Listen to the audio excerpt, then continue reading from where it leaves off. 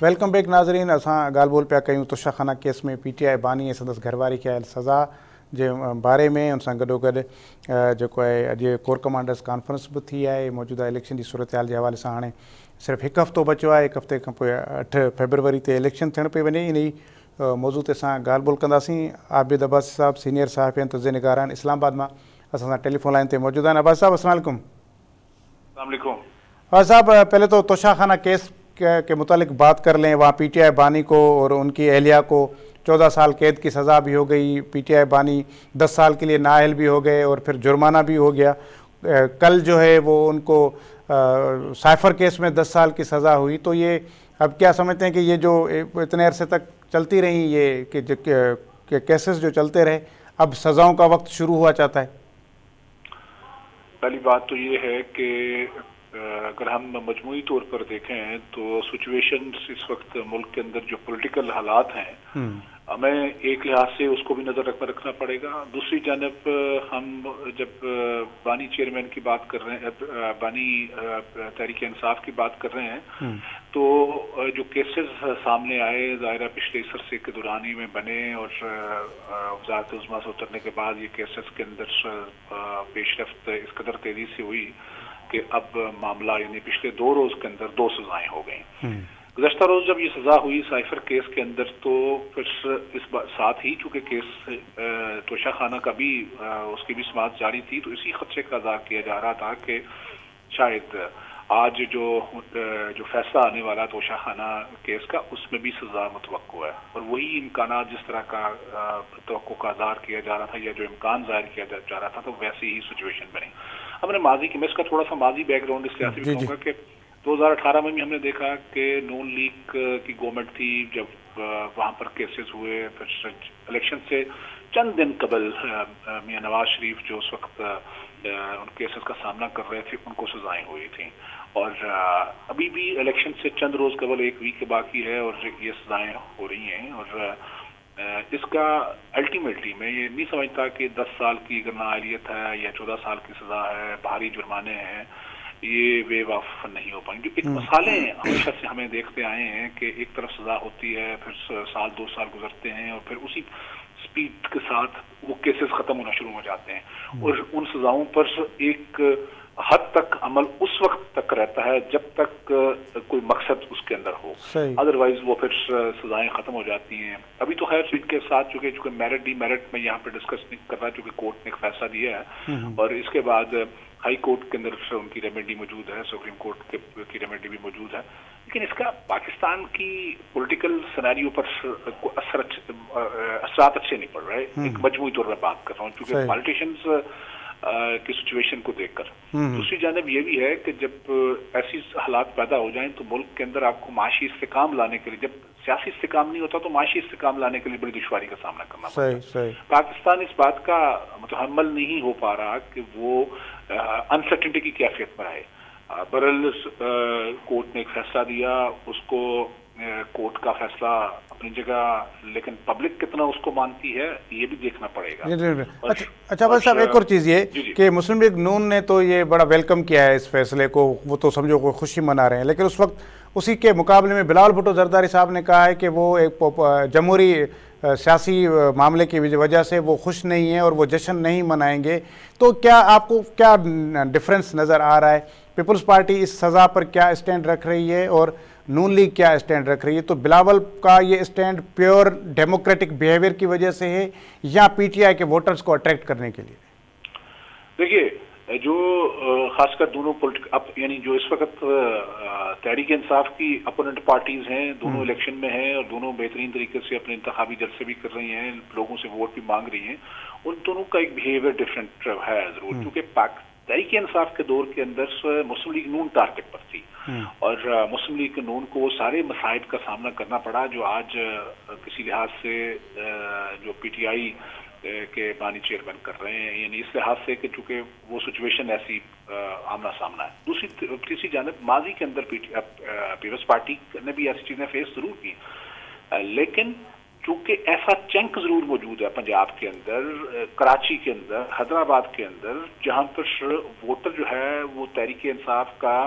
اگر اس کے پاس دوسرا آپشن ہو اپنے کینڈیڈیٹ کو چھوڑ کر یا اس کا جو من پسند کینڈیڈیٹ ہے اور اگر نہیں ہے تو اس نے اپنے ووٹ کا استعمال کسی دوسری پارٹی کے حق میں کرنا ہے تو پھر بلاول بھٹو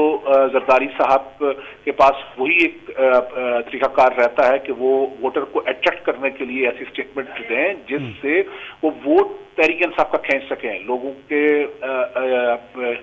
دلوں کے اندر اپنی ہمدردی جو ہے وہ پیدا کر سکیں۔ میرا خیال ہے انہوں نے پولیٹیکل اسٹیٹمنٹ جو دی ہے وہ دو طرح کی ہے۔ ایک تو وہ اس فیس کو کہ جو وہ سمجھتے ہیں کہ سیاسی اعتبار سے معتبر ہو سکتا ہے مستقبل قریب میں کہ ہم نے ماضی کے اندر کیا کردار ادا کیا، اور دوسرا جو خاص کر الیکشن جو اگلے ایک ہفتے کے اندر ہونے جا رہے ہیں اس کے اندر وہ ووٹ کو مزید اپنی طرف کھینچنے کے لیے، چونکہ دیکھیے جب ارائیولز ہوتے ہیں، ارائیولز کا ایک دوسرے کے اگینسٹ ووٹ کا جو معاملہ ہے وہ موجود رہتا ہے، اور ارائیولز دیکھیے نون لیگ اور پی ٹی آئی ہے، اور نون لیگ کو وہ ووٹ نہیں ملنے والا، تو اس لحاظ سے پیپلز پارٹی کوشش کر رہی ہے کہ وہ ووٹ وہ حاصل کر سکے، لیکن یہ دیکھنا یہ ضروری ہے کہ وہ کس قدر اس معاملے میں حاصل کر سکتے ہیں۔ وہ بھی ماضی کے اندر اور ماضی قریب، بلکہ ان جلسوں کے دوران بھی عمران خان کو تنقید کا نشانہ بناتے رہے ہیں بلاول بھٹو زرداری، لیکن ایسے سینیریو میں جب ایک الیکشن ہونے بھی جا رہے ہیں اور اوپن الیکشن کے اندر آزاد امیدواروں کی ایک بڑی تعداد بھی ہے جس میں جیتنے کے بعد اپنا فیصلہ بھی کرنا ہے، وہ بھی ایک کمفرٹ زون جو ہے اس کے اندر رکھنا چاہتے ہیں۔ کل اگر آپ بات کرنے کی پوزیشن پہ ہوں ان آزاد امیدواروں کے ساتھ جنہوں نے الیکشن اگر کسی طرح ان کو ملتا ہے، سیٹس حاصل ہوتی ہیں، تو وہ پھر ان کے لیے بھی اس قدر بات کرنے کی انداز رہے کہ جس سے وہ فائدہ حاصل کر مطلب سکیں۔ آپ یہ کہہ رہے ہیں کہ جو پی ٹی آئی کا ووٹر ہے وہ پھر بھی اگر ان کے پاس دو آپشنز بچے ہیں، نون لیگ اور پیپلز پارٹی، تو پیپلز پارٹی کے لیے کسی حد تک پھر بھی وہ سافٹ کارنر رکھتا ہے۔ دیکھیے یہ فیصلہ پی ٹی آئی کے ورکر نے یا ووٹر نے کرنا ہے کہ وہ کس کے، لیکن ہم یہ ضرور دیکھ رہے ہیں کہ چونکہ اس حالیہ عرصے میں وہ جو ہم اگر دونوں پارٹیز کے درمیان وہ تفریق یا دونوں کے چناؤ کرے گا تو ڈیفینیٹلی وہ یہ دیکھے گا کہ اس کے لیے ہمدردی کا پہلو کون سی سیاسی قیادت یا کون سی سیاسی جماعت رکھتی ہے، تو وہ اس طرف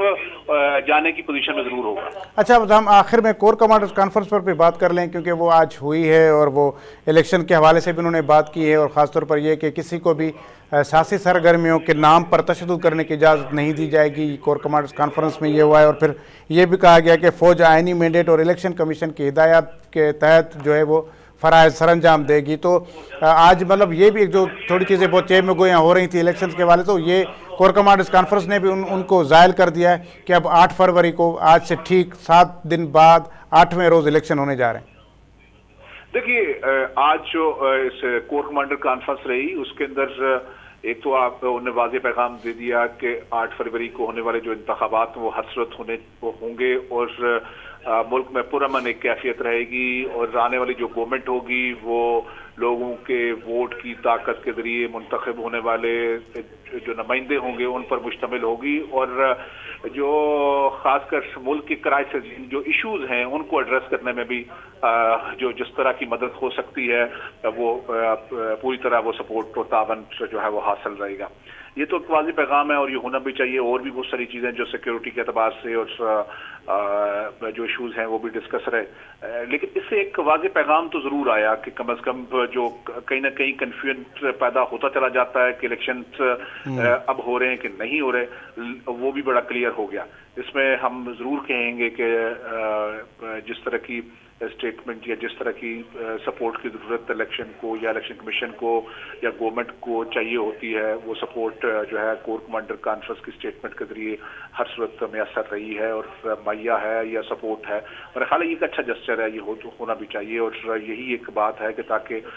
ملک کے اندر جو کنفیوژن ہے، کیاس جو ہے وہ کریٹ نہ ہو، بلکہ ایک کلیئر اور واضح ڈائریکشن جو ہے وہ ضرور نظر آئے۔ بٹ دیکھنا یہ ہے کہ آنے والی جو گورنمنٹ ہے، جو ملک اس وقت سب سے بڑا جو ایشو ہے وہ معاشی استحکام ہے، مہنگائی کو کنٹرول کرنا ہے اور لوگوں کو، عام لوگوں کو ریلیف دینا ہے۔ اس میں آپ یہ بھی دیکھیں کہ بجلی اور گیس کے جو بل ہیں اس وقت لوگوں کی जिस कदर वो इस्तेमाल नहीं कर पा रहे और उससे ज़्यादा उनकी बसात से बढ़ के बिल जो है वो टैक्सेस की सूरत में आ रहे हैं, उसको कैसे कंट्रोल किया जा सकता है, उस पर फोकस मेरा ख्याल है ज़्यादा ज़रूरी है। वो चाहे मौजूदा गवर्नमेंट हो या आने वाली गवर्नमेंट हो। अब तो पेट्रोल की कीमतें जिस तरह मसलसल रेज होती हैं और आज फिर बढ़ने जा रही हैं, उसमें कमी जो है वो महदूद और मुख्तसर सी आती है, उसको भी देखना पड़ेगा कि किस तरह पब्लिक को रिलीफ दिया जाना ज़रूरी है। ठीक है आबिद अब्बास साहब, बहुत शुक्रिया, आपने हमें वक्त दिया व्यूअर्स जो कि प्रोग्राम में असां